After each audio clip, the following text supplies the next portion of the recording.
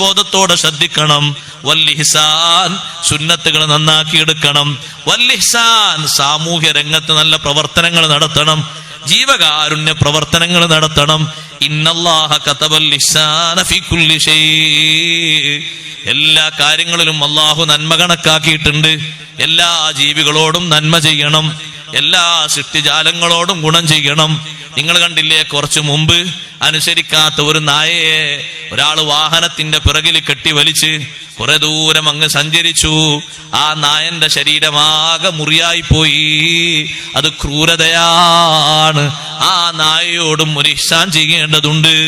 അയൽവക്കത്തിലെ വീട്ടിലെ കോഴി നമ്മളെ വീട്ടിലെ കോഴിക്ക് വിളമ്പി വെച്ച പച്ചച്ചോറിൽ നിന്ന്, ധാന്യത്തിൽ നിന്ന് വന്ന് കൊത്തി തിന്നുന്ന നേരത്ത് അതിനെ കല്ലുകൊണ്ട് എറിയണ്ട, ആട്ടി ഓടിക്കണ്ട.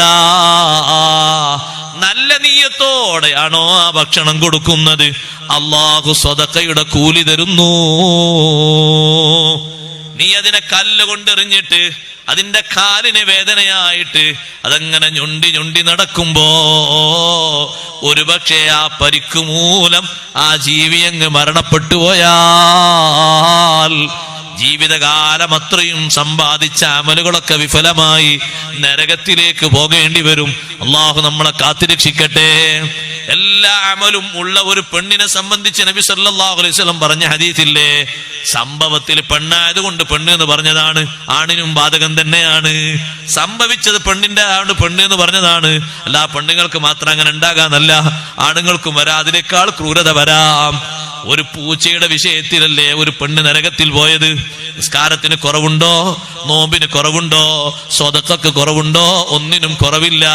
പക്ഷേ ഒരു പൂച്ചയെ ഭക്ഷണം കൊടുക്കാതെ കെട്ടിയിട്ട് പട്ടിണി കിടന്ന് ദാഹിച്ച് അവശയായി പൂച്ചയങ്ങ് മരണപ്പെട്ടപ്പോ അല്ലാഹു ആ പെണ്ണിനെ നരകത്തിലേക്ക് കൊണ്ടുപോയി. ആ ജീവികളോട് കാരുണ്യം കാണിക്കണം.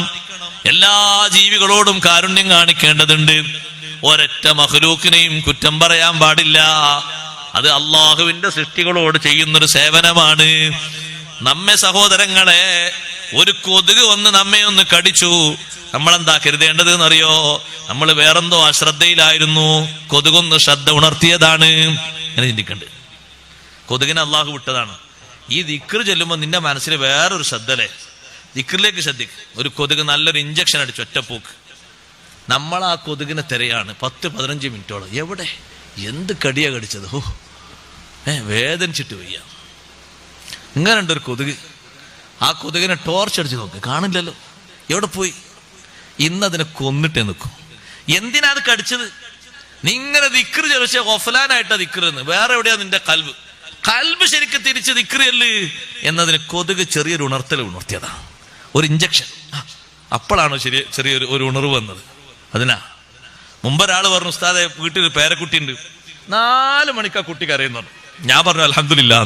അപ്പൊ എന്റെ മൂത്ത് ഇങ്ങനെ നോക്ക, 4 മണിക്ക് എന്റെ പേരക്കുട്ടി എന്റെ അടുത്തല്ല കിടക്കില്ല. വല്യാപ്പ, ചില വല്യാപ്പാരുടെ കുട്ടിയൊക്കെ അങ്ങനെ വലിയ സ്നേഹം ഉണ്ടാവുമല്ലോ. അപ്പുറത്തും അവന്റെ ഉമ്മ ഉണ്ട്, അതായത് ഇയാളെ മോളപ്പുറത്തുണ്ടെങ്കിലും എന്റെ അടുത്തേ കിടക്കും. ഞാനിനി കുറച്ച് വൈകി വന്നാൽ ആ കുട്ടി അവിടെ നിന്ന് കൊട്ടിപ്പൊടിഞ്ഞ് എണീച്ച് ഇവിടെ തന്നെ വന്ന് കിടക്കും. 4 മണി ആ കുട്ടി കീ എന്നൊക്കെ കരയാൻ തുടങ്ങും. അപ്പൊ ഞാൻ പറഞ്ഞു, ആ കുട്ടിനെ കൊണ്ട് അള്ളാഹു ഒക്കെ വലിയ വർക്കത്താ ചെയ്തത്. 4 മണിക്ക് എണീച്ച് നിസ്കരിക്കണം, ദ്വാരക്കണം, ഖുർആൻ ഓതണം.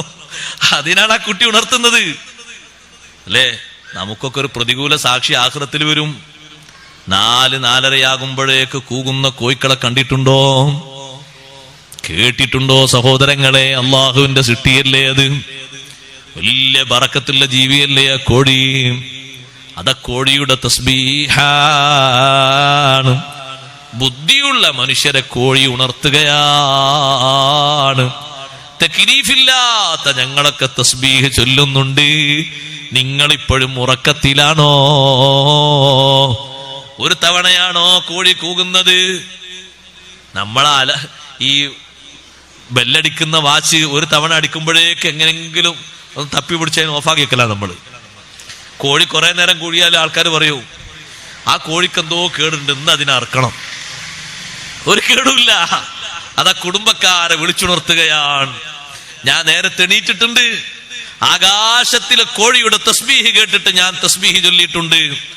മലക്കുകളുടെ തസ്ബീഹും കോഴിയുടെ തസ്ബീഹും കേട്ട് തസ്ബീഹ് ചൊല്ലിയിട്ടുണ്ട്. നിങ്ങളിപ്പോഴും എണീറ്റിട്ടില്ലേ? തക്ലീഫുള്ള മുക്കല്ലഫീങ്ങളായ കൽപ്പനയുള്ള നിങ്ങൾ ഇപ്പോഴും ഉറങ്ങാണോ എന്ന് കോഴി ഇങ്ങനെ ആവർത്തിച്ച് ചോദിക്കുന്നു. ആ ചോദ്യം നമ്മുടെ എല്ലാവരുടെയും മനസ്സിലേക്ക്, കാതിലേക്ക് വരുന്നു. സുബ്ഹാനല്ലാഹ്. അതുകൊണ്ട് തന്നെ കോഴിക്ക് വലിയ ബഹുമാനമാണ്. നിങ്ങൾ കണ്ടില്ലേ, ആടിന് വലിയ ബഹുമാനമാണ്. എത്ര നേരത്തെ ആ ആട് എഴുന്നേറ്റങ്ങനെ നിൽക്കുന്നത്. ആ നൃത്തം ആടിന്റെ തസ്ബീഹാണ്. സുബ്ഹി ഖളാകുന്നതിന്റെ മുമ്പ് ശബ്ദമുണ്ടാക്കി പക്ഷികൾ പറക്കുന്നത് കണ്ടിട്ടില്ലേ? അതതിന്റെ തസ്ബീഹാണ്. ഇതൊക്കെ നിർവഹിക്കുമ്പോഴും മനുഷ്യരായ സൗകര്യങ്ങൾ അല്ലാഹു ഏറെ തന്നത് ഉപയോഗിക്കുന്ന സ്വർഗീയമായ സുഖങ്ങളിൽ ജീവിക്കുന്ന നമ്മൾ ഉണർവിലല്ലേ?